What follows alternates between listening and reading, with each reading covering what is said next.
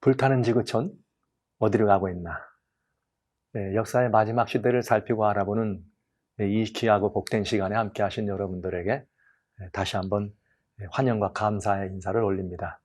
여러분 참 잘 오셨습니다. 저는 지난 시간에 여러분과 같이 역사의 지금 현재 우리가 처해 있는 상황과 현실 속에서 그것이 환경이나 아니면 또 우리 사람들의 사회 일각에 일어나고 있는 다양한 이런 일들 속에서 지금 우리가 서 있는 시간이 얼마나 매우 긴박한 매우 그 약속하신 그날이 가까운 때인지를 확인하는 시간을 가졌습니다. 재림을 기다리는 하나님의 백성들, 우리는 이름하여 재림 성도님들, 그들은 반드시 주님께서 말씀하신 것처럼 어느 때 오실지 알지 못하는 예수님의 재림을 위해서 준비해야 합니다. 그 준비는 충성된 종이 되는 것입니다. 충성된 종이 먼저 됐을 때에 그들은 이때가 어느 때인지를 알게 됩니다. 그리고 이때가 어느 때인지를 알고 이때에 합당한 행동과 이때에 합당한 삶을 살 수 있게 되는 것이죠. 그리고 또 사람들에게 이때가 어느 때인지를 알려줄 수 있는 매우 이 사명이 정말 우리들을 통해서 진접되고 수행될 수 있는 그런 시간을 가질 수가 있겠습니다. 자, 이제 이어서 오늘 저는 지구촌 역사의 벼랑 끝에 선다고 하는 이렇게 이 제목을 여러분과 같이 나누면서 지난 1월 22일, 1월 24일 2019년 역사는 어디쯤 오고 있는가? 시카고에 있는 원자력과학 연구소에서 역사는 2분 전이다. 지금까지 둠스데이 클럭이 생긴 이래로 이렇게 자정이 가까웠던 적은 없었습니다. 이것이 이제 정말 초유의 사건으로 우리 앞에 다가옵니다. 한 번 있었죠. 그때는 이 미국과 소련이 아주 정말 일촉즉발의 위기에 있을 때 그때 딱 한 번 그런 시절이 있었습니다. 그리고는 그 해를 지나고 나서는 지금 우리는 이런 일이 없죠.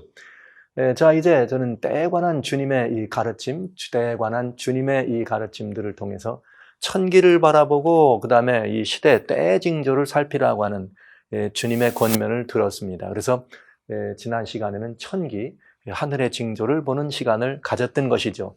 태양은 처음부터 창조될 때부터 징조, 하나님과 우리 사이의 교통이 먼저 그 태양의 창조의 목적이었다는 것을 말씀드렸습니다. 자, 이제 우리는 사실은 천기는 모든 사람이 다 볼 수 있어요.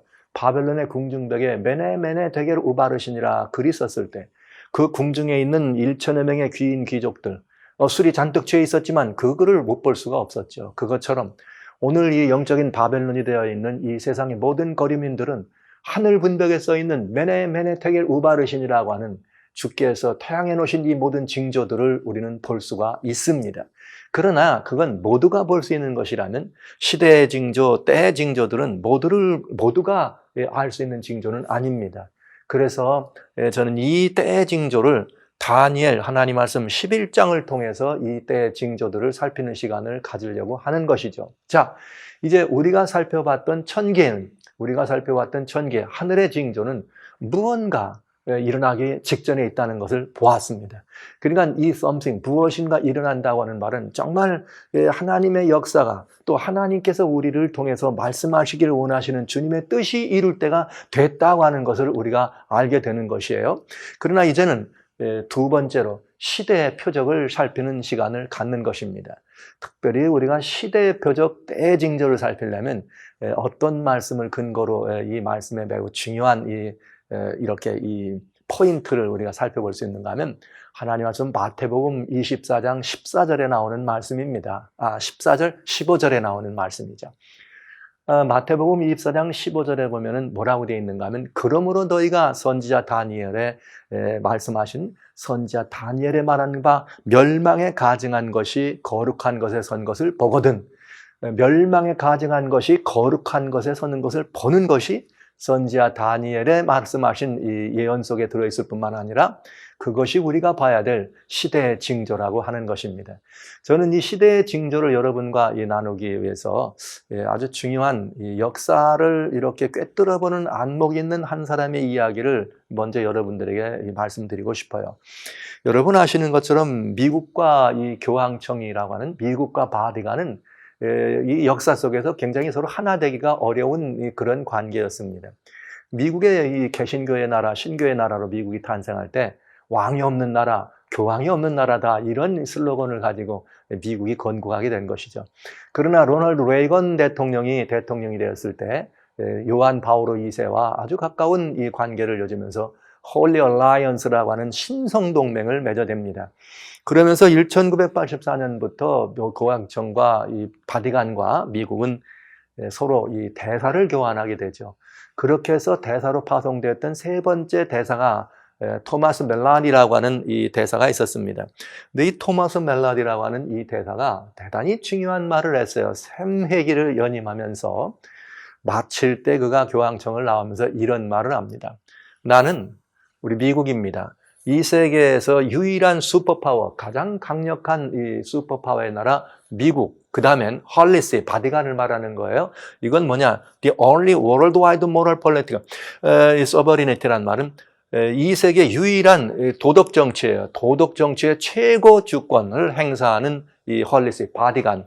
이 두 나라가 아주 매우 중요한 역할을 할 것이다.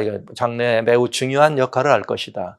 그들의 이런 앞으로 해야 될 그 역할과 그들의 역사는 여기 이 글로벌 지구촌에 있는 모든 이 지구촌 어디든지 있는 모든 사람들의 이 삶에 아주 이 임팩트, 커다란 영향력을 행사할 것이다. 이런 말을 했어요. 여러분, 이게 굉장히 중요하고 의미가 있는 말이었습니다. 지구촌에 있는 가장 강력한 슈퍼파워, 미국이라는 나라죠. 그리고 지구촌에 있는 가장 포괄적으로 넓게 알려져 있는 영적인, 즉 도덕적인 이 정치국가, 바티칸입니다. 이 두 나라가 인류 역사의 마지막 경점에 혹은 인류 역사의 미래에 아주 중요한 역할을 할 것이다 이거죠. 이것들은 개개인의 모든 이 삶까지라도 다 이런 어떤 이 대단히 중요한 임팩트를 줄 수 있겠다. 영향력을 행사할 수 있겠다. 그런 말을 한 것입니다. 그래서 이 예언은 저희가 살펴보기 위해서 이 예언을 다니엘 11장을 살펴보기 위해서 우리가 염두에 두는 한 가지 꼭 말은 뭐냐면 바로 이 토마스 멜라디가 얘기한 것처럼 미국이라고 하는 워싱턴과 바티칸 이 거대한 이 두 세력이 함께 합동해서 어떤 역사 아니면 이 두 세력의 상호간의 어떤 관계 속에서 인류 역사에 굉장히 중요한 역할을 할 것인가 하는 것을 살펴보면서 이것을 보면은 아주 유익한 예언 연구가 되겠습니다. 이것이 마지막 시대를 위한 예언이기 때문에 우리는 이 예언에 대해서 잊을 필요가 없게 되겠죠. 자, 그러면 이제 저는 다니엘 11장 말씀드린 대로 다니엘 11장을 통해서 벼랑 끝 역사를 움직일 마지막 세력들, 세상에 인류가 벼랑 끝에 놀렸다면 이 벼랑 끝에 있는 이 역사를 움직일 마지막 세력들에 관한 예언이 다니엘 11장에 들어 있습니다. 물론 다니엘서엔 여러 부분에서 여러 다른 장에서도 이 역사의 이 대계에 대해 설명되고 있지만 다니엘 11장만큼 특별히 인류 역사의 이 거대한 세력들의 움직임에 대해서 세밀하게 그리고 자세히 우리들에게 명쾌하게 알려주는 성경은 없다고 생각합니다. 그래서 다니엘 11장을 보겠습니다. 그리고 이 다니엘 11장이 해석이 되려면 여러분 모든 다니엘은 어디를 통해서 해석을 얻게 되는가 하면 요한계시록을 통해서 그 해석을 얻게 됩니다. 그래서 다니엘 11장은 요한계시록과 연결지어서 아주 단순하지만 매우 일목요연하게 이 마지막 이 시대에 일어나고 있는 여러 가지 다양한 사건 혹은 다양한 역사들에 대한 부분을 살펴볼 작정입니다. 자, 다니엘 11장을 먼저 보기 전에 우리는 이 다니엘서 예언 속에 들어있는 예언의 이 흐름을 하나 이해하면 아주 다니엘서를 이해하고 연구하는 데 도움이 됩니다. 다니엘서의 예언의 흐름이라는 제목을 제가 걸었습니다만 다니엘은 인류 역사 속에서 예언이라는 것이 역사 속에서 이루어져 나가는 수평적 그런 역사죠. 그런데 예언이었기 때문에 즉 미리 말한 것이기 때문에 미리 알려지는 수평적 역사다. 내일의 역사다 보시면 되겠어요. 근데 이런 역사들이 어디에 들어있는가 하면 다니엘 2장과 7장 그리고 다니엘 7장과 이 8장을 속에서 이 역사들이 들어있습니다. 물론 다니엘 9장에도 이 말씀이 들어있지만 이 대개를 설명하는 데는 다니엘 2장과 7장, 8장 그리고 마지막에 11장에 이 이야기가 들어있는 것이죠. 근데 제가 다니엘서에 나와 있는 이 이야기를 보면서 여러분들에게 두 가지 매우 중요한 키워드를 말씀드릴까 해요. 다니엘서 속에는 중요한 키워드가 두 개가 들어있습니다. 근데 그 키워드 중에 하나는 뭐냐면 세력이라고 하는 것이에요. 이 세력이라는 것은 어떤 의미인가 하면 하나님의 세력, 빛의 권세가 있습니다. 사단, 어둠의 세력, 이 사단의 세력, 어둠의 이 권세가 있습니다. 이 세력들이 이렇게 서로 어떻게 이 각축을 벌리며 어떻게 지상권을 확보하기 위해서, 물론 어둠의 세력이 하나님의 세력을 이길 수 없죠. 그러나 그 어둠의 세력이 하나님의 세력을 대적하고 지구에서 지상권을 확보하기 위해서 어떤 애를 씁니까? 이것들이 들어있다 이 말이죠. 그런가 하면 다니엘서의 또 다른 키워드는 미가엘이라고 하는, 마이클이라고 하는 키워드가 하나 더 있습니다. 네, 이 마이클이 이렇게 누구인가, 이 대군 미가엘이 누구인가, 이것은 굉장히 중요한 일인데 여러분들에게 그것을 지금 제가 설명드릴 시간은 없습니다. 여하튼 다니엘서에는 대군 미가엘로 하나님 백성들을 지원하고 하나님 백성들을 구원하고 하나님 백성들을 위해서 마지막 때 다시 일어나셔서 이 주의 백성들을 이 구속의 주인공으로 만들어주시는 역사가 대군 미가엘을 통해 일어나게 되어 있습니다. 자, 먼저 저는 이 다니엘서 속에 나와 있는 첫 번째 미가엘은 다른 시간에 여러분과 말씀드릴 기회가 있겠고요.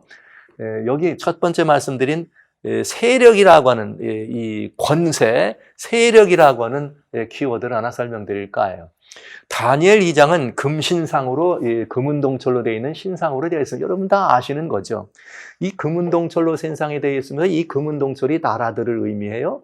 그러니까 이 나라들을 의미한다고 할 때는 성경은 나라들을 의미할 때는 이건 정치적 권세, 즉 군대를 움직이고 여러 가지 무력 행사를 하고 사람들의 이런 것들을, 이 세력을 행정적으로 물리적으로 역사할 수 있는 모든 세력들을 여기서 정치적 권세라고 보시면 되겠어요. 그런데 특별히 다니엘 2장은 문명과 문화를 통해 역사하는 그런 권세들입니다. 금과 은과 동과 철이라고 하는 그런 이 각종 그런 이 재질로, 물질들로 구성되어 있는 역사를 설명해 준 것이죠.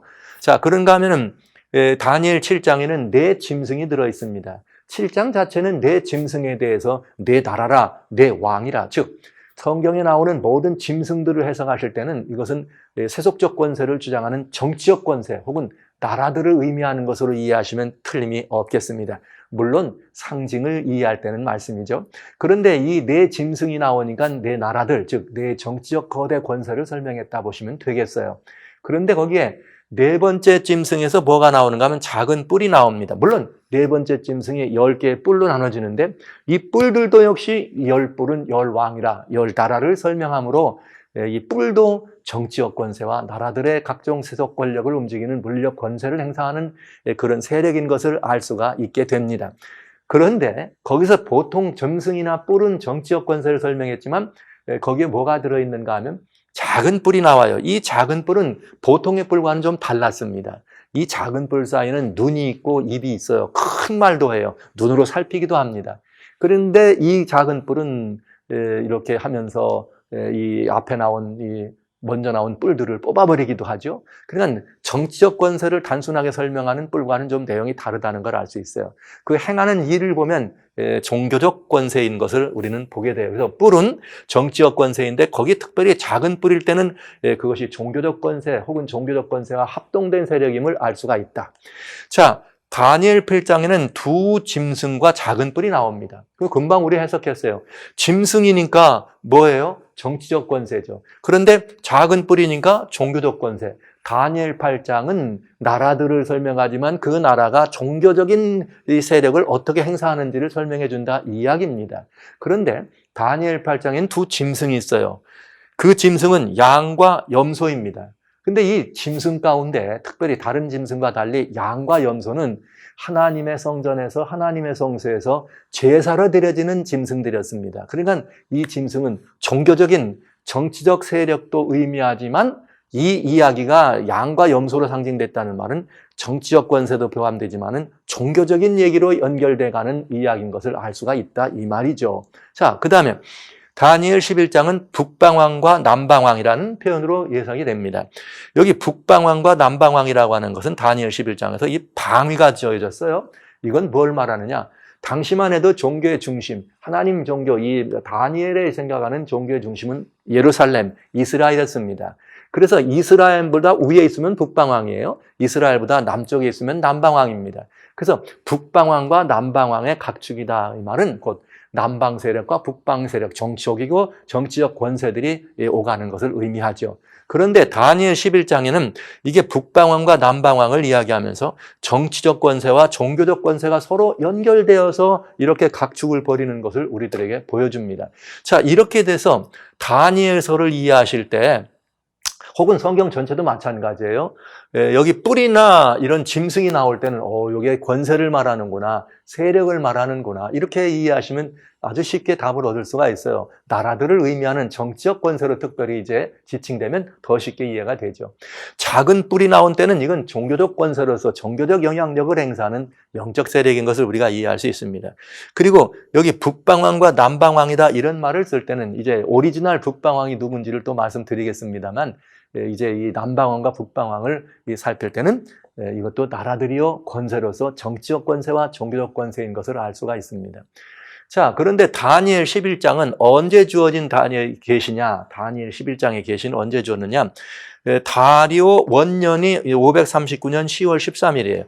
자, 다리오 원년이라고 하는 이 해가 있었는데 다니엘 11장 1절로 2절에 보면 내가 메대 사람 다리오 원년에 일어나 그를 덮고 강하게 한 일이 있었다. 그런데 그 메대 사람 다리아 원년에 일어나서 그 일이 있었는데 실제 그 이후에 무슨 나라가 있을 것이다 이렇게 얘기가 돼 있어요. 그러나 이 계시를 받은 것은 다니엘 10장에 바사왕 고레스 3년에 벨드사리사라는 다니엘이 이 계시를 받았다 이렇게 말씀됐습니다. 그러니까 다리오 원년이 539년이면 바사왕 고레스 3년이면 바로 그 다음에 고레스가 올라갔으니까 536년경이 되겠습니다. 그래서 이 계시를 다니엘이 받은 시점은 기원전 주전이죠. 536년경입니다. 그때 근동세계는 어떤 모습이었는가? 536년경에는 근동세계에 이제 이 페르시아라고 하는 이렇게 이 거대 이 제국이 신흥 이 대제국이 탄생하면서 이제 이 두아시아 반도와 이런 예루살렘을 잇는 이스라엘 그리고 애국까지 침공에 들어오는 그런 시절이었어요. 바벨론을 구성하고 있던 이 바벨론이 페르시아에서 멸망하고 또 이 바벨론 밑에 있는 남방왕으로 묘사되어 있는 애국, 에집트가 이제 페르시아에게 이제 풍전등화와 같은 위치에 서 있던 바로 그 어간이 이 계시의 시점이 되겠습니다. 자, 이제 이 계시는 그렇게 이 시점이 주어지면서 이 계시의 시점이 주어지면서 뭐라고 되어 있는가? 바사는 페르시아를 말하는 거죠. 바사에서 또 새 왕이 일어난다. 이 말은 다리오라고 하는 고레스라고 하는 고레스 왕 3년이니까 고레스라고 하는 왕 이후에 새 왕이 일어날 것이다. 이런 말이에요. 근데 그 새 왕이 일어나는데 그 새 왕은 캄비세스 2세라고 하는 고레스 임금의 아들입니다. 스메르디스라고 하는 임금은 캄비세스 2세가 원정인 아버지가 고레스라고 하는 아버지가 애굽에 원정에 갔을 때 그 아버지가 거기서 돌아가셔요. 그래서 왕이 된 캄비세스가 아버지의 복수를 위해서 애굽에 원정 갑니다. 그런데 그때 동생 이 스메르디스에게 잠시 나라를 맡겼는데 이런 이 가우타마라고 하는 이 간신배가 동생을 죽여버리고 왕권을 찬탈하죠. 이 사실을 듣고 이 캄비세스 2세가 화가 나가지고 어떻게 하다 보니까 자기 칼로 자기 허벅지를 찔러 죽게 돼요. 그래서 누가 왕이 되는가? 마라톤 전쟁을 일으킨 이 여러분 역사 속에 유명한 왕 다리오라고 하는 임금이 그 뒤를 잇게 됩니다. 이렇게 새 왕이 돼요. 그런 다음에 이 다리오 임금이 뒤에 누가 됐느냐? 아하수에로라고 하는 임금입니다. 이 아하수에로라고 하는 임금, 여기 이 임금이 어떤 임금이냐? 바로 여러분들이 알고 있는 에스더서라고 하는 이 성경이 있죠. 에스더서의 주인공이었던 아하수에로 임금의 시대입니다. 새 임금이 있고 네 번째는 강하다. 이 아하수에로 임금이 바로 살라미스 전투라고 하는 헬라를 원정하는 이 거대한 전쟁, 다리우스 아버지 마라톤 전쟁에 실패한 그 이후에 다시 한번 근동세계의 모든 재물들을 왕창 모아가지고 살라미스에서 스파르타와 아데네 다 연합반 합동 군대와 함께 전투를 해서 패배하죠. 그 왕을 말하는 것입니다. 자, 그러면 이제 이 계시가 이런 기점, 즉 페르시아라고 하는 것을 기점으로 주어진 것이라는 걸 잠시 말씀드렸어요. 그러나 저는 여러분들에게 이 다니엘 11장을 다 설명드릴 수가 없어요. 워낙 이 많은 내용이 많이 들어있기 때문에 이 말씀을 드리려면 마지막 때에 대한 이야기를 하기 위해서 페르시아부터 말씀드린다면 이거 뭐 얼마나 많은 시간이 걸리겠어요? 여러분들에게 내가 요약해서 말씀을 드리고 한번 여러분들이 돌아가셔서 찾아보시고 참고해 보시면 좋겠습니다. 여기 11장 1절로 2절에는 페르시아 왕들에 관한 이야기가 들어있습니다. 그 다음에 3절과 4절에는 헬라의 왕들의 이야기가 들어있어요. 근데 이 헬라는 이렇게 알렉산더 죽은 이후에 네 나라로 분열됩니다. 이 네 나라로 분열되면서 이 헬라가 어떻게 되는가? 네 나라로 분열되면서 마게도니아 지방과 소아시아 반대에 리시마커스와 카산드라고 하는 이 작은 이 나라가 구성이 되고, 그 다음에 소아시아 반도와 이제 이 오늘날 터키 근방과 이라크까지를, 이라크, 이집트를 구성하는 거대 제국이 하나 탄생합니다. 무슨 제국이냐? 아직은 페르시아 이후에 나온 것이니까요. 그 제국이 바로 어떤 제국인가 하면은 북방왕과 남방왕으로 나눠지면서 셀류커스 왕조와 이집트라고 하는 왕조로 톨레미로 나눠집니다. 그런 다음에 북방왕은 시리아를 구성하고 있는 셀류커스 왕조는 어디에가 이 역사를 물려주는가 하면 로마에게 물려주죠. 그 다음에 로마는 이제 또 어떤 일이 벌어지는가? 로마는 동서로마로 분리되면서 서로마를 바리간 중심으로 한 교황 로마에게 모든 정권을 물려주게 되죠. 그러면서 교황 로마는 중세 역사를 어둠으로 몰아넣는 중세 암흑기를 오랜 기간 동안 갖게 됩니다. 그런 다음에 이 종교가 최상권인 행사를 갖게 되고요. 그 다음에 마지막으로 남방왕과 북방왕의 최후의 싸움이 일어나는 것이 다니엘 11장 40절로 45절 말씀입니다. 자, 그러면 이제 이 이야기는 아까 보신 것처럼 그런 6단계의 이야기를 거쳐서 마지막 다니엘, 우리가 지금부터 살펴봐야 될 멸망에 가증한 것이 거룩한 것에 서는 사건이 무엇인가를 보기 위해서 우리는 마지막 다니엘 11장 40절부터 45절까지 그리고 12장 1절까지 7개의 성경절을 통해서 오늘 역사의 마지막 역사를 장식해가는 대제국의 역사를 보면서 하나님의 역사는 과연 어떻게 전개될 것인가, 그리때를 우리가 하는 충성된 사람이란, 지혜로운 하나님의 종이란 누구인가를 살펴보는 시간을 가지려고 하는 것입니다. 여러분 이제 정신 바로 차리셔야 합니다. 자, 보시죠. 자, 40절에 보면 뭐라고 되어 있는가? 마지막 때에 남방왕이 그를 찌르리니 북방왕이 병거와 마병과 많은 배로 회리바람처럼 그에게로 마주와서 그 여러 나라에 들어가며 물이 넘침같이 지나갈 것이다. 말씀드렸던 바대로 다니엘 11장은 세력들이 이야기해요. 남방왕이 북방왕을, 또 북방왕은 북방왕대로 또 이 정치적 권세가 종교적 권세로, 또 정치적 권세가 종교적 권세로, 이게 서로 세력들이 음박처럼 엉기면서 바꿔지고 교차되는 것을 보여줬는데, 마지막 시대에 이 남방왕과 북방왕의 교전이 일어납니다. 북방왕 교전이 일어나는데 남방왕은 말 그대로 어떤 개임이 안 되죠. 북방왕이 남방왕을 아주 진멸하는 그런 모습을 우리는 보는 것이에요. 자, 그런데 이제 우리는 이 해석을 바라보면서 마지막 때에 남방왕이 북방왕을 찌른다 그랬습니다. 그러면 우리는 뭘 봐야 되는가? 구속의 시간표 가운데 마지막 때는 언제인가를 볼 필요가 있습니다. 여러분, 사람들이 마지막이라고 말하기 때문에 마지막인가? 말세라고 하는 말을 많이 이 사람 저 사람이 하기 때문에 역사는 마지막인가? 그렇지 않죠? 물론 우리가 지난 시간에 이 우주 안에 펼쳐져 있는 태양의 징조를 통해서 주님이 말씀하신 마지막 징조들을 보았습니다. 이런 일이 일어나는 모든 것들을 보면서 하나님께로 돌아오라고 하는 사인이라는 것까지 보았습니다. 그러나 여러분, 이 성경은 마지막이라고 하는 것에 대해서 말을 할 때는 아주 중요해요. 왜냐하면 이 마지막이라는 말을 할 때는 반드시 두 가지가 있습니다. 하나는 뭐냐?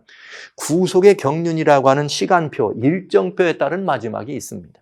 또 다른 하나는 뭐냐? 말씀 주신 것처럼 징조죠. 어저께 보신 것처럼 천기, 시계의 징조와 하늘의 징조를 통해서 이 마지막을 봅니다.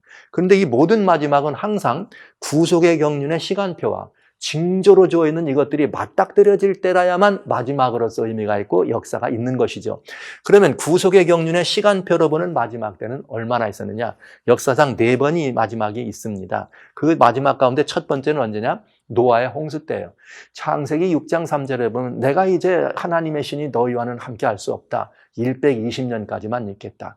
이렇게 말씀하신 하나님께서 창세기 7장 11절엔 뭐라고 하냐면 그날 그 해 노아, 정확하게 말해요. 노아 600세 되던 해, 2월 17째, 12월 이렇게 달에 비가 내렸다. 그래서 날짜까지라도 정확하게 하나님께서는 말씀을 하십니다. 그러면서 이 구속의 경륜의 시간표가 정확하게 맞아떨어지는 거예요.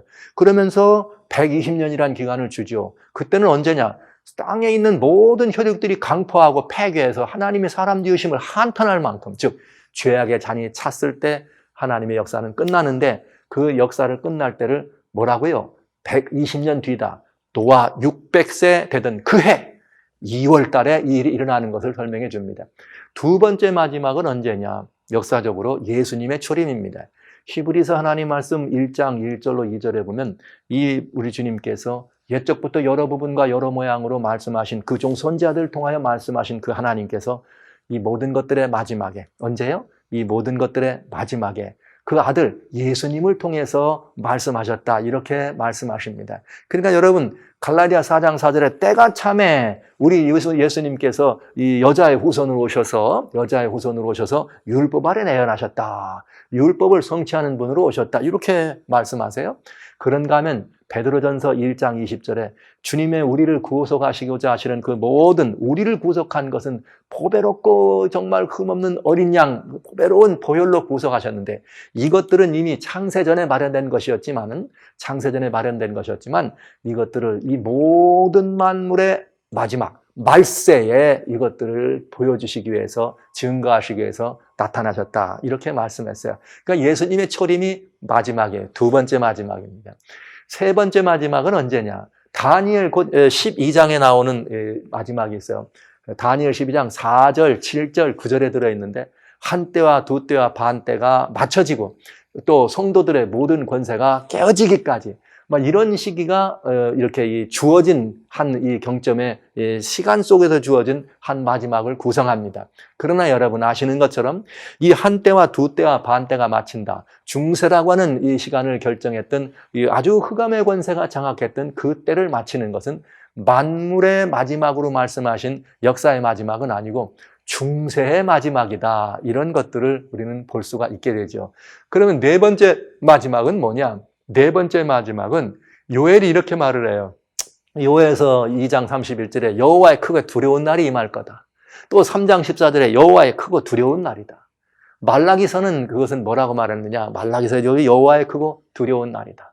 그리고 요한계시록 6장에 나오는 진노의 큰 날입니다. 17절이죠. 진노의 큰 날. 그러니까 이 날은 무슨 날이냐? 예수님의 재림의 날인 것을 우리는 알게 됩니다. 그러니까 역사의 마지막이 네 번 있는데, 첫 번째 마지막은 홍수 때요. 두 번째 마지막은 예수님의 초림입니다. 세 번째 마지막은 중세의 마침입니다. 네 번째 마지막은 예수님의 재림으로 이루어지게 되겠습니다. 그러면 지금은 여러분 어떤 마지막이라고 생각하십니까? 지금 우리가 마지막은 이미 두 번은 갔고 중세가 끝났습니다. 중세가 맞춰진 지 지금 중세가 맞춰진 지 200년이 충분히 넣기 지나갔죠. 자, 그러면 지금은 무슨 마지막이라고 얘기할 수 있겠어요? 지금은 누가 뭐라 그래도 역사는 지금 네 번째 마지막이 된다, 이렇게 얘기할 수 있는 것이죠. 자, 이 모든 마지막을 바라볼 때는 말씀드렸던 대로 징조들과 연결이 돼야 돼요. 근데 이 세 번의 마지막은 전부 뭘 주셨는가? 징조와 시간이 일치합니다. 징조와 시간이 일치해요. 자, 두 번째 예수님의 초림 때 역시 이 징조로 주님께서 처녀가 잉태하여 아들을 낳으니, 보라, 징조로 주님 주실 때 처녀가 잉태하여 아들이 낳았다. 이미 그걸 보여주신 것을 징조라고 말씀하셨어요. 그런가 하면 이 세 번째 중세의 마지막은 뭐냐? 한때와 단때와 반때라고 할 때 그 징조는 뭐냐? 성도의 모든 권세가 다 깨어질 때다. 이렇게 얘기하는 것을 우리는 보게 된 것입니다. 자, 그러면 이제 우리는 여기서 뭐를 또 살펴봐야 되는가?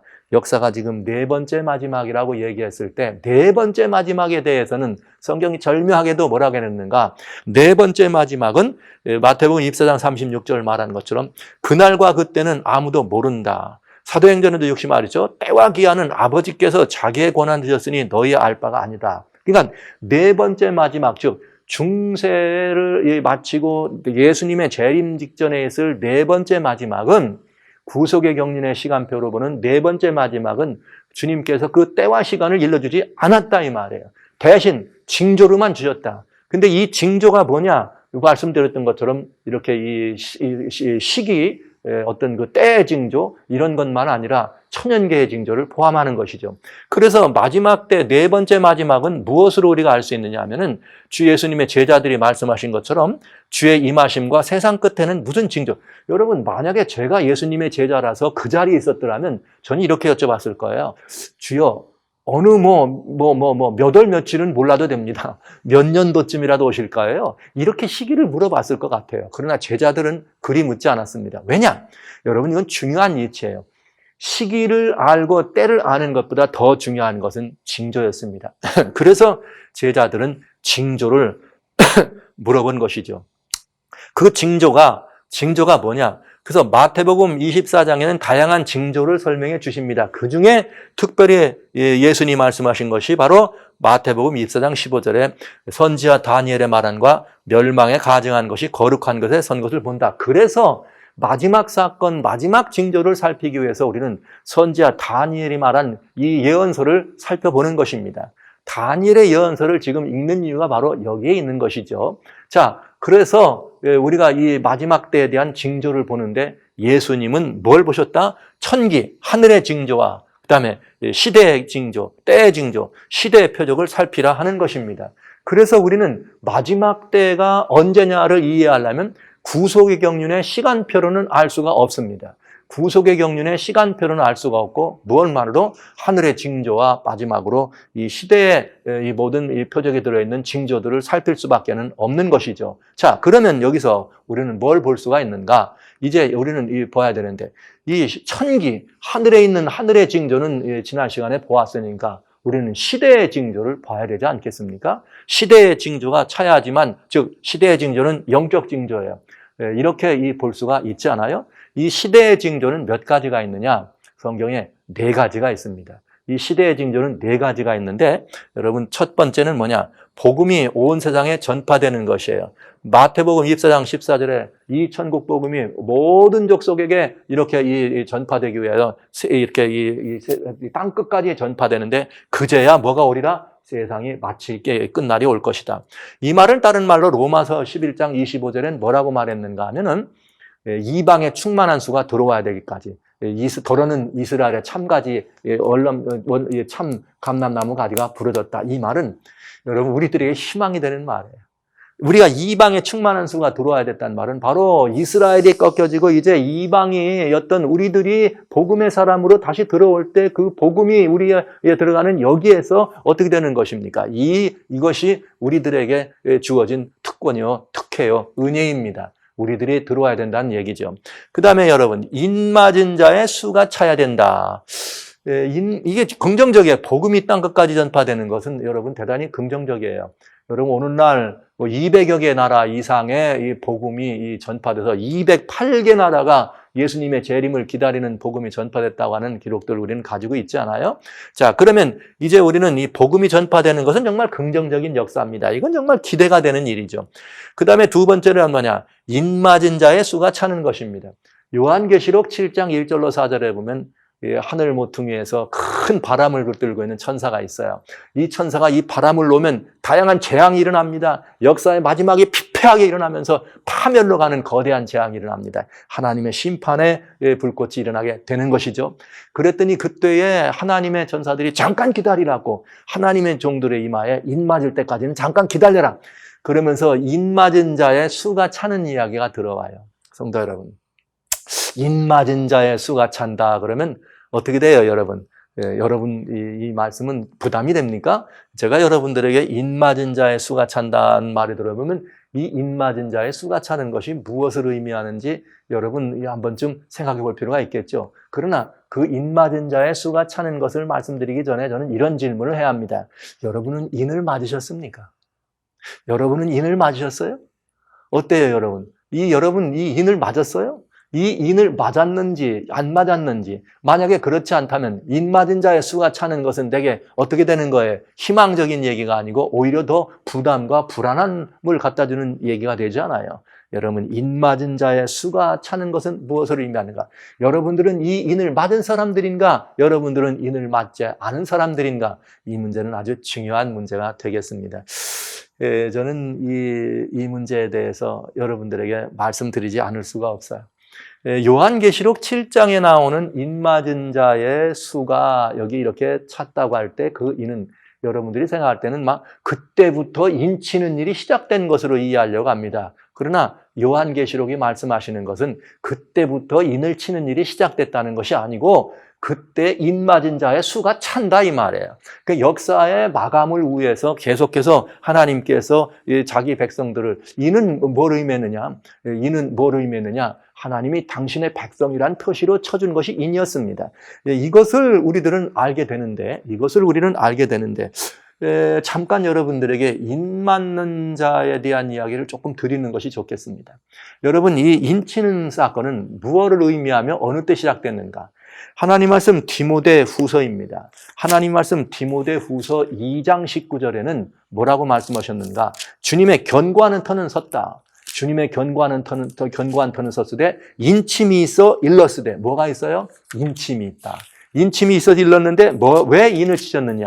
디모데후서 2장 19절에는 그 인침에 대해서 이렇게 말씀하세요. 자, 하나님의 견고하는 터는 섰고 인침이 있어 일렀으되 주께서 자기 백성을 아신다 하며 또 주의 이름을 부르는 자마다 불에서 떠날지어다 하셨느니라.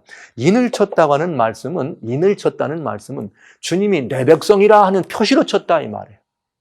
내 백성이라는 표시로 쳤다 이 말이에요. 근데 인침이 있어 일렀으되 그러니 이미 인치는 일이 시작됐단 말이에요, 안 됐단 말이에요? 역사적으로 인치는 일은 시작됐다. 그러니 역사적으로 인치는 일이 시작되는데 주님이 자기의 백성을 안다라고 하는 그 표시로 인을 친 것은 무엇을 말하는가? 여기는 히브리서 하나님 말씀 8장 10절에 그 답이 아주 분명하고 명쾌하게 들어있습니다. 히브리서 하나님 말씀 8장 10절에는 또 주께서 그날 이후에 내가 내 이스라엘 백성과 세울 언약은 이것이다. 그날 이후란 바로 십자가, 예수님이 십자가를 지고 달려 돌아가시게 되는 십자가 이후를 말씀하겠습니다. 십자가 이후에 이스라엘 지부를 세우는데 뭐라 하겠느냐? 내 법을 저희 생각에 두고 저희 마음에 이것을 기록하라. 나는 저희에게 하나님이 되고 저희는 내게 백성. 똑같은 말이에요. 디모데후서 2장 19절이나 여기나 하나님 백성이란 뜻으로 하나님이 하나님의 법을 심령에 기록했다. 하나님의 법을 그 심령에 기록된 사람이 이 하나님의 인맞은 사람이라 얘기입니다. 그러면 이제 언제, 그때는 이 시작은 그날 이후니까 예수님 십자가 이후부터 되겠어요? 그러면 언제 우리 자신은 있는 십자가하고는 이미 오래전 얘기 아닙니까? 성경은 이 부분에 대해서 침묵하지 않습니다. 에베소 하나님 말씀 1장에는 에베소 1장 13절에는 아주 중요한 말씀으로 우리가 인맞은 사람들, 인맞는 일에 대해서 설명해 줍니다. 에베소서 하나님 말씀 1장 14절에 또 우리가 어떤 사람들이냐? 진리의 말씀이죠. 13절. 그 안에서 너희도 진리의 말씀 곧 너희의 구원의 복음을 듣고 그 안에서 또한 믿어 약속의 성령으로 인침을 받았느니라. 여러분, 우리가 진리의 말씀, 이 구원의 복음을 영접하는 순간, 믿음으로 영접하는 순간 우리는 약속의 성령으로 뭐라? 인침을 받았다 말씀하시는 것입니다. 할렐루야. 여러분, 그러면 여러분 질문 제가 이제 합니다. 여러분 인 맞으셨습니까? 제가 이렇게 질문하면 여러분들은 뭐라고 말씀하셔야 되는가? 내가 이 구원의 복음, 진리의 말씀을 영접했습니다. 이렇게 대답하시든지 아니면 yes, 나는 인 맞은 사람이 분명합니다. 이렇게 말씀하시든지 둘 중에 하나를 대답하셔야 되는 것이에요. 여러분이 이 하나님의 이 진리의 말씀, 구원의 복음, 이 생명의 말씀을 인치시고 여러분 이 말씀을 영접하시고 여러분이 이 말씀을 받아들이셨으면 여러분들은 어떤 일이에요? 하나님의 성령으로 보증으로 인 맞은 사람이 되는 것입니다. 비행기 지나가는 소리가 나서 여러분 방해가 되실런지 신경 쓰지 마십시오. 저 사람 살아가는 데는 비행기도 깨지고 날아가고 자박지도 깨지고 뭐 이렇게 다 이 책상도 의자도 흔들리는 법입니다. 염려하지 마시고요. 예, 여러분 집중해 주시면 좋겠습니다. 자, 그러니까 진리의 말씀 복음을 영접하면 그가 성령으로 인친다. 그래서 약속의 성령으로. 그래서 성경은 고린도후서 1장에 고린도후서예요. 1장 22절에 성령으로 우리를 어떻게 하느냐? 이렇게 하신다 그랬어요. 보증하신다. 이 보증을 하시는 이유는 왜 그러냐면 우리가 잘 안 믿기 때문에 그래요. 저가 또한 우리에게 인치고 보증으로 성령을 우리 마음에 주셨느니라. 넘치는 이야기입니다.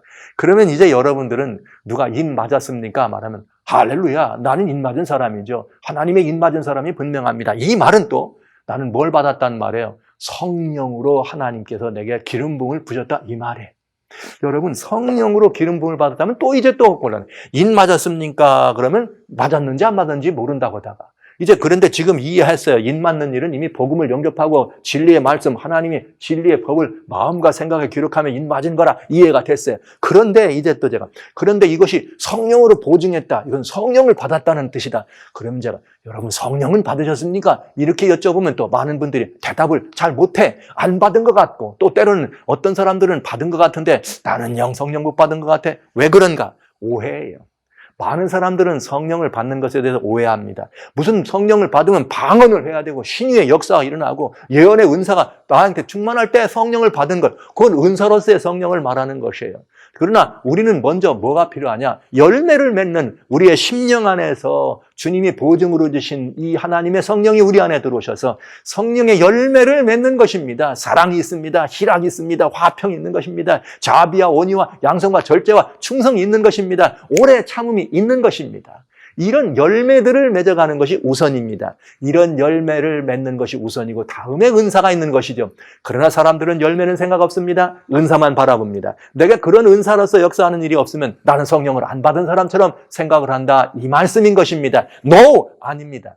여러분들은 이미 성령을 받으셨습니다. 제가 그 증거를 좀 보여드리고 싶어요. 그 증거는 무엇인가? 여러분, 무당을 하던 사람이 어느 날 갑자기 하나님이 당신 아버지니까 아버지라고 하면 아버지라고 됩니까? 안 됩니다. 여러분, 이웃집에 사는 아이들이 집에 와가지고 멀쩡하게 나한테 와가지고 아버지 그러면 여러분 내가 그 아버지 됩니까? 아닙니다. 그렇게 부르기도 어렵습니다. 여러 개 절묘한 원리가 성경에 있습니다. 갈라디아 하나님 말씀 4장 6절에 보면 뭐라고 되어 있는가? 갈라디아 4장 6절에는 아주 중요한 말씀을 우리들에게 보내주시고 있어요. 성령의 수혜자인 것을 이렇게 말씀하십니다. 너희가 아들인 고로, 무엇인 고로? 아들인 고로. 너희가 아들인 고로 하나님께서 우리들을 위하여 무엇을 해주셨는가? 아들인 고로 아들의 영을 우리 마음에 보내주셨다.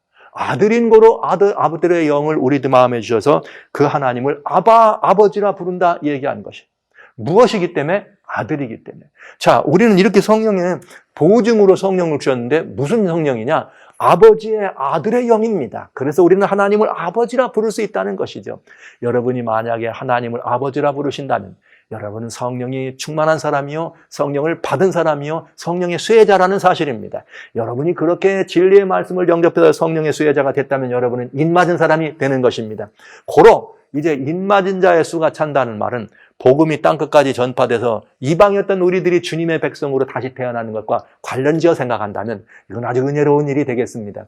여러분, 인맞았다는 사실 잊지 마세요. 여러분들은 틀림없이 하나님의 인맞은 하나님의 자녀로 하나님의 아드님과 따님으로 구속되고 불려짐을 받은 인맞은 분이라는 사실을 잊지 말게 되시기를 바랍니다. 자, 하나가 더 있네요. 세 번째, 순교자의 수가 차는 것입니다. 여기 이 순교자의 수가 찬다는 것은 이제 요한계시록에 보면 인을 떼는 일이 벌어지는데 5번째 인이 떨어져요. 그 5번째 인을 뗄 때에 어떤 일이 벌어지는가? 제단 아래에서 순교한 영혼들이 하나님 우리를 신원해 주기를 언제까지 기다려야 합니까? 이 말은 이제 우리가 억울한 죽음을 당했는데 언제 하나님 우리의 억울함을 풀어주실 거예요? 이렇게 말하는 것이죠. 자, 그래서 이 억울함을 언제 풀어줄 거냐 이런 질문을 할 때 그 질문에 대한 답이 뭐냐? 흰옷을 주시면서 하는 말씀이 조금 기다려봐. 그런 다음에 너희 형제 종들도 선지자들이나 또 너와 같이 죽임을 당해서 그런 이 순교하는 거죠. 그 죽임을 당한 그 자의 사람의 수가 차야지만 그런 일이 벌어질 거야. 조금만 기다려. 이렇게 표현되어 있어요. 그러니까 이 말은 순교자의 수가 차면은 어떻게 된다는 거예요? 하나님이 심판이 임하면서 역사의 마감을 시작하시겠다 이 말입니다. 이러면 이제 또 걱정이 생기네. 야, 이거 우리 죽는 거 아니야? 예수님을 믿는 것도 지금 힘든데 말이야. 지금 이 많은 사람들이 부정하는 그 예수님을 믿고 영접하고 살아가는 것도 힘든데 내가 그 진리의 말씀을 영접하고 살아가는 이것 때문에 예수의 이름 때문에 순교를 한다? 그래야 그 순교자의 수가 차야지만 주님 오신다? 와우, 어렵도다. 그런 생각 드시죠? 여러분, 이것은 이 순교에 대한 이 오해입니다. 저는 오늘 아주 중요한 말씀을 좀 드리려고 그래요. 마지막 시대에는 순교자의 수가 차야 1억 되는데 이것은 그 순교자의 수라는 것이 꼭 나는 믿을 거예요. 그래가지고 목배임을 당하고 나는 믿을 거예요. 그래서 총싸움을 받게 되고 린치를 받고 투옥되는 이것만을 의미하는 것이냐? 아닙니다. 여러분 더 중요한 의미가 있습니다. 더 중요한 의미가 있습니다. 그건 뭘 말하는가? 여러분 여기 말하는 순교자는 저는 이렇게 여러분에게 말씀드릴 거예요. 생활 속의 순교다. 진짜 중요한 순교는 무슨 순교냐? 생활 속의 순교입니다. 이 생활 속의 순교가 이루어지지 않으면 여러분 진리의 현장에서 믿음으로 인하여 주님의 이름으로 위해서 그 나라와 의를 위해서 죽기까지 우리를 바치는 그런 순교는 도무지 불가능합니다. 생활 속의 순교. 이것은 아주 중요한 일입니다. 여러분 이 생활 속의 순교란 무엇인가? 이 사도 바울이 로마의 대로 당시에 오래 투옥됐다가 목배임을 당하는 순교를 겪습니다. 그러나 여러분 아시는 것처럼 그런 순교는 우리들에게 별 의미가 없어요. 왜냐? 이미 우리는 뭘 얻은 사람들이죠? 주님 안에서 영생을 얻은 사람들입니다. 그러니까 우리는 그런 이 죽음에 대해서 두려워할 이유가 없죠. 그러나 그럼에도 우리는 이 문제에 대하여 두려워합니다. 문제가 없는 것 아니죠. 걱정거리가 생기죠. 그 순교가 우리 것이라면 피하고 싶기도 하죠. 그러나 이제 여러분들 꼭 아실 것이 있습니다. 그런 모든 순교는 무작정 어떤 일이 됐다고 일어나는 것도 아니고 진짜 중요한 순교는 거기서 이루어지는 순교가 아니에요. 그것은 진짜 중요한 순교는 생활 속의 순교인 것입니다. 성도 여러분, 사랑하는 형제자매 여러분, 저는 오늘 정말 중요한 말씀을 드리기를 원합니다. 인 맞았다는 사실을 여러분에게 알려드리는 것보다 더 중요한 의미입니다. 이것은 어쩌면 우리가 인 맞은 사람이 살아가는 삶이 무엇인가를 말씀드리는 것이죠. 인 맞은 자의 열매가 무엇이냐? 그 열매는 바로 여기 순교자의 수가 참으로 우리가 그 열매를 거둘 수가 있다. 이렇게 말씀드리고 싶은 거예요. 이건 뭐냐? 생활순교예요. 생활순교라는 것은 무엇을 말하느냐? 고린도전서 15장 31절에 사도 바울은 뭐라 그랬는가 하면 나는 날마다 죽노라. 그래서 바울은 뭐라 그랬어요? 내가 죽는 것이 사는 것보다 낫다. 그래서 나는 이 육신의 장막 벗어지면 이렇게 이 영의 새로운 것으로 주님과 더불어 살기로 이런 말씀 많이 했어요. 죽는 것도 은혜고 이 사는 이런 말씀들을 우리가 얘기합니다. 그런데 여러분, 나는 날마다 죽는다는 것. 이게 날마다 우리가 살아가는 삶의 현장에서 어디로 우리가 올라가는 거예요? 골고다를 향해 올라가는 거예요. 날마다의 삶의 현장 속에서 우리는 어디로 올라가는가? 예수님이 따라가셨던 십자가를 향해 따라가는 것입니다. 이것은 아주 중요한 일입니다. 여러분 개인적으로 예수님을 믿기 위해서 내가 좋아하던 것, 내 취미, 내 기호, 내 마음의 이 선호들 많은 모든 것들을 내가 꺾었다. 그럼 내가 뭐 한 거예요? 예수님의 이름 때문에 거기서 나를 내리는 순간 나는 꺾은 것입니다. 나를 내리는 순간 내가 순교한 사람이라는 이야기죠. 여러분, 이 순교는 그런 의미로 우리들에게 아주 중요한 의미를 가져다 주게 돼 있어요. 이 생활 속의 순교, 개인적으로도 뿐만 아니라 진리와 의를 위하여 하나님 나라와 그 권세를 위하여 나를 내리고 나를 꺾으면 순교한 것이에요. 인간과의 다양한 관계 속에서 예수님의 이름 때문에 천국의 오멸을 증거하는 이것이 나 때문에 뭔가 모욕받을까 봐. 여러분, 다윗의 기도 가운데 이런 기도가 있어요. 시편 69편에 보면 무슨 기도가 있냐면 오 하나님, 나 때문에 하나님을 경배한다고 하다가 욕됐고 욕 먹고 고난받는 사람들이 생길까 봐 두렵다고, 그런 일이 없도록 해달라고, 나로 인해서 내가 하나님을 얘기하고 내가 하나님을 믿는데 나를 따라왔다가 하나님 믿겠다고 따라왔다가 고난당하는 사람이 생겨서 하나님께 욕 돌리는 일이 일어나지 않게 해달라고 기도해. 그거와 마찬가지. 나의 삶이 주님을 위한 삶이요, 주님의 나라를 위한 삶이기 때문에 내 삶이 어떠냐에 따라서 하나님의 의가 드러나기도, 하나님의 영광이 높아지기도 합니다. 그런데 나는 그 영광을 위하여 나를 꺾습니다. 나를 내립니다. 나는 거기서 순교한 것입니다. 이것이 생활 속의 순교입니다. 그래서 내가 좋아하던 것 버리는 것이죠. 내 기와들, 예수를 알기 전에 있었던 내 모든 취미, 관심이 예수님을 아는 순간부터 바뀌게 되면 나는 순교자의 삶을 살아가기 있는 것입니다. 가족에서도 마찬가지예요. 부부간에서 생각할 때. 여러분, 이 부부간에, 믿는 이 부부간에 모였을 때 왜 그것이 가정이 행복한 전당이 되는가?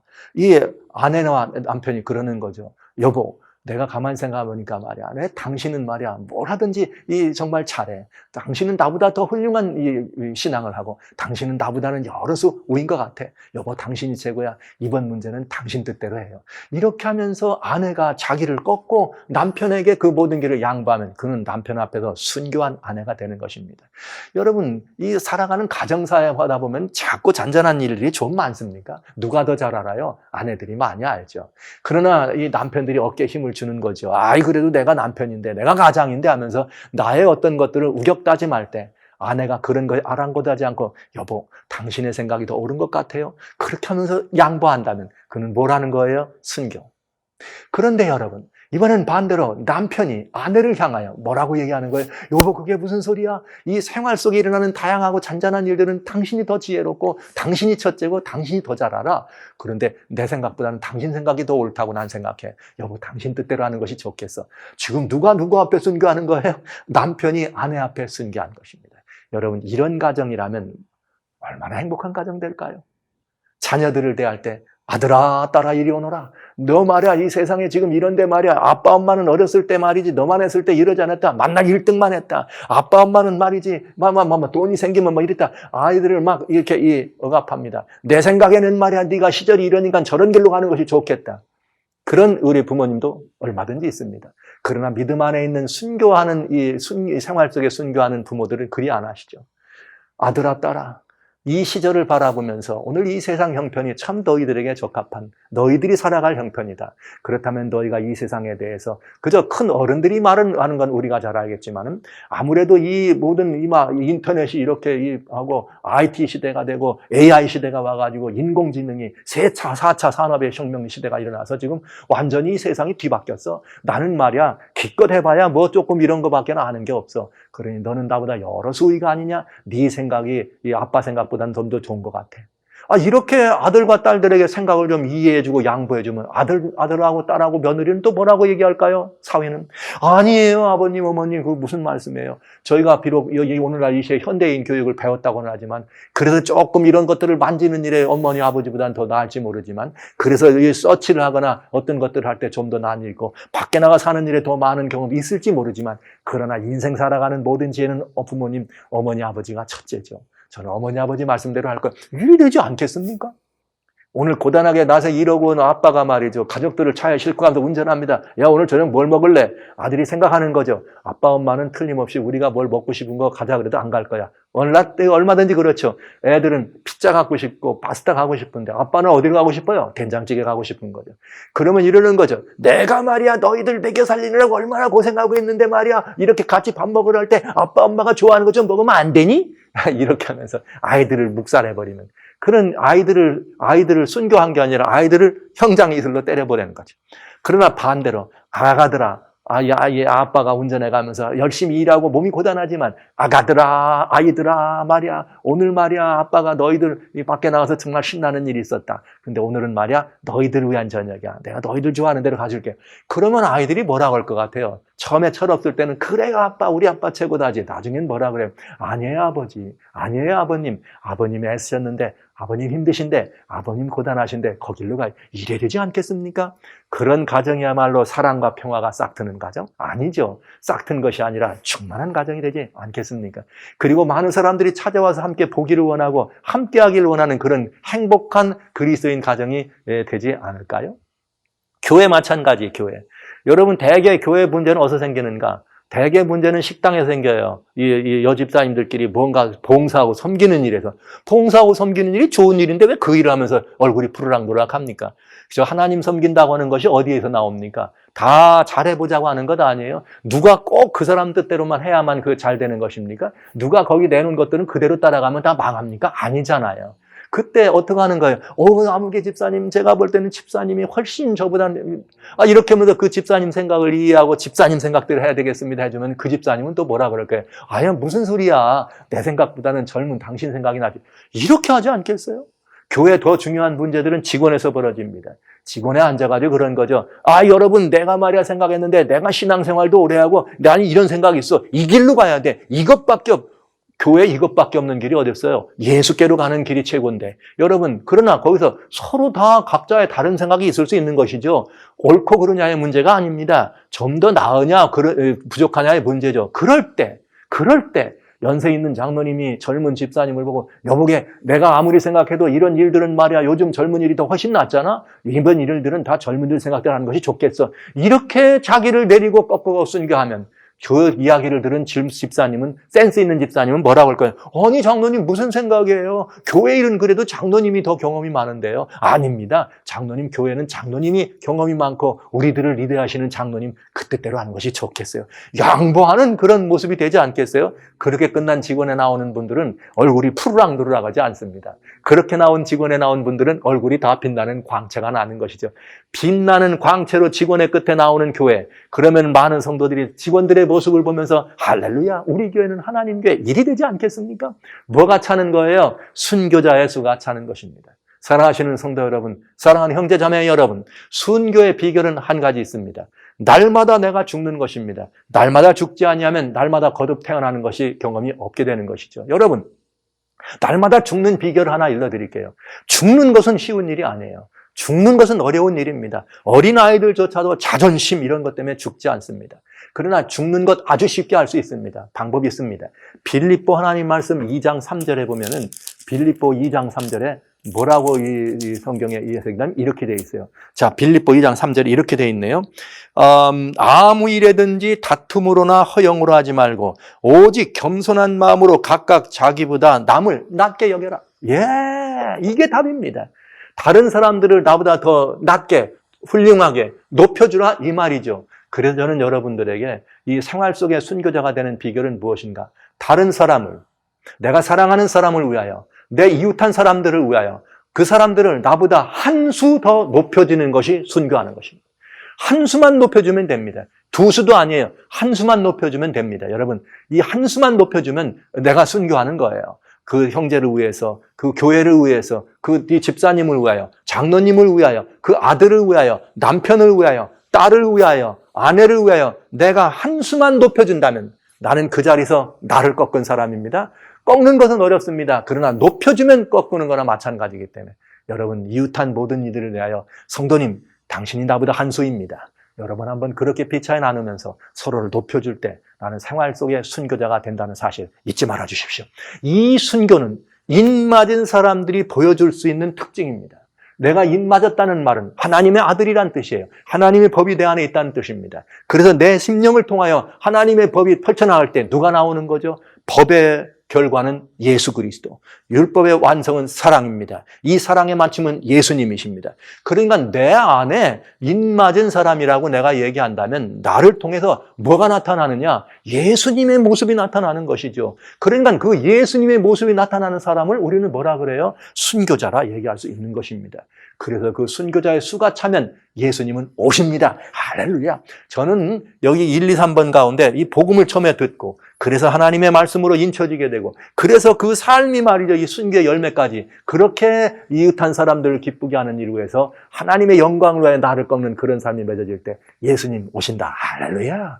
여러분, 저는 이 말씀을 듣는 여러분 모두가, 이 자리에 함께한 여러분 모두가, 우리 이 복음을 나누는 함께하신 여러분 모두가 다 그런 순교자의 바늘에 들어가서 그날이 속히 왔으면 좋겠습니다. 여러분 그리 해주시기를 간절히 소원하는 것입니다. 자, 이렇게 해서 순교자의 수가 차는데 아직도 하나 남았어요. 부정적인 이야기죠. 죄악의 잔이 차는 것입니다. 이 죄악의 잔이 찬다는 건 바로 멸망에 가증하는 것이 거룩한 것에 선다는 사건이죠. 자, 이것은 영적인 징조 중에 가장 부정적이죠. 죄악의 잔이 차서 하나님께서 역사를 마감한다. 불행한 일입니다. 그러나 성경은 그렇게 예언되어 있으니까 우리는 그 부분들을 살펴보는 것이죠. 자, 여기 이 앞에 나오는 시대의 징조, 여러분 보시니까 어때요? 복음이 거의 전파된 거 다 보시죠? 입맞은 자의 수가 차는 것, 이만하면 입맞은 자의 수가 차는 걸 여러분 이렇게 보세요. 나 같은 사람도 입맞은 사람이 됐다면, 나 같은 사람도 입맞은 사람이라면, 와, 세상은 입맞은 사람으로 꽉 찼네. 이렇게 보시면 지금 신이 그날이 충만한 것. 입맞은 자가 충만한 것을 보시고 그날이 가까웠음을 알게 되는 거예요. 나 같은 사람도 입맞았다니까요. 다만 문제는 순교자의 수가 차는 것입니다. 내가 좀 덜 부족해가지고, 내가 좀 부족해가지고 아직 순교의 열매, 이렇게 나를 꺾는 경험이 안 된다. 오늘 여러분 알았습니다. 다른 사람을 한 수만 높여주면 내가 꺾어진다는 사실을 알았습니다. 이것이 순교가 되는 것이죠. 자, 그렇게 되면 죄악의 잔이 차는 것은 정말 불행한 일이지만 이제 이 사실들을 우리는 보게 됩니다. 이 죄악의 잔이 차는 것이 뭐냐를 알기 위해서 다니엘 11장에 나오는 이 벼랑끝 역사를 움직일 이 마지막 세력들에 대한 이야기를 지금 보는 것이에요.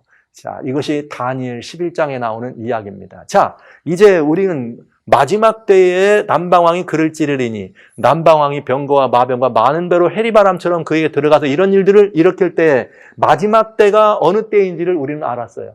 마지막 때가 어느 때인지를 우리는 알고 이제 뭘 살펴볼 것인가? 남방왕과 북방왕이 서로 각축전을 벌이고 남방왕과 북방왕이 이제 이 모든 일을 역사를 이뤄갈 때 이제 우리부터는 이 죄악의 잔이 차는 역사의 한 징조를 보기 위해서 북방왕과 이 시대의 징조가 어떻게 전달되는가를 지금부터 보게 되는 것입니다.